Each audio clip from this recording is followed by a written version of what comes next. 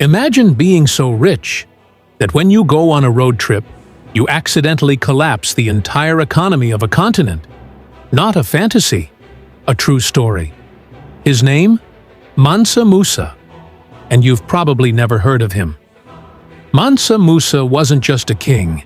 He was a myth made real. A ruler so powerful, even Europe trembled when they heard his name. His empire glowed with gold. His influence stretched across oceans, and his story has been buried for centuries. Pause, whispered tone, until now. Define Mansa Musa's greatness. Let's rewind to the 14th century. Europe was dying of plague. Asia was torn by Mongol invasions. But Africa had an empire. The Mali Empire. Sprawling, magnificent, rich. At its peak, it stretched across modern-day Mali, Senegal, Gambia, Niger, and Guinea. At the center stood a man dressed in gold silk robes, crowned with wisdom and power, Mansa Musa. He became king in 1312 after his predecessor disappeared on a mysterious voyage across the Atlantic. Mansa Musa inherited more than a throne. He inherited the world's largest source of gold. Yes, the world's. He controlled half of the global gold supply, at a time when gold meant absolute power. The pilgrimage that shocked the world. In 1324, Mansa Musa did something unthinkable. He decided to make the Islamic pilgrimage to Mecca. But he didn't just go, he went with style. How big was this pilgrimage? Try 60,000 people. That's not a caravan. That's a city on the move.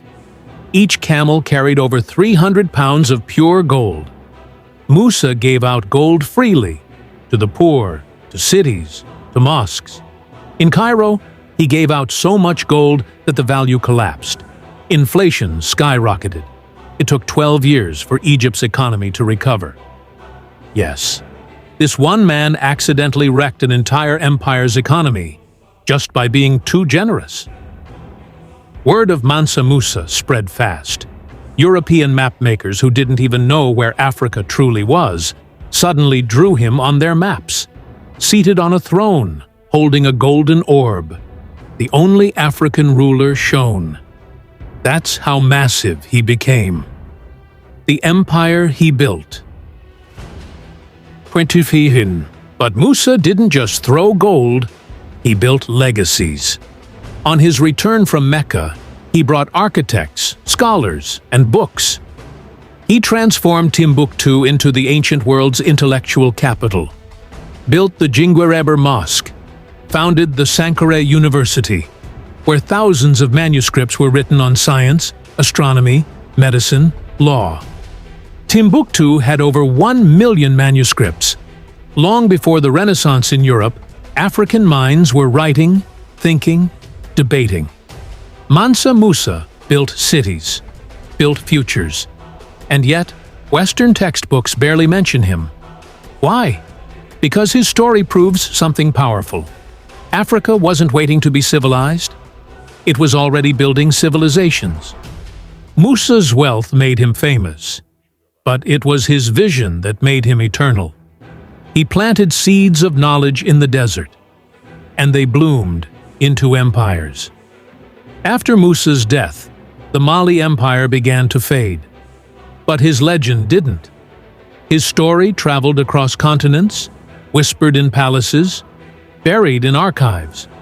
Today, he remains the richest person in recorded history, worth an estimated $400 billion in modern money. But Mansa Musa wasn't just rich. He was a reminder that greatness doesn't come from gold alone. It comes from vision, from building, from lifting others with you. So the next time someone tells you Africa has no history, tell them this.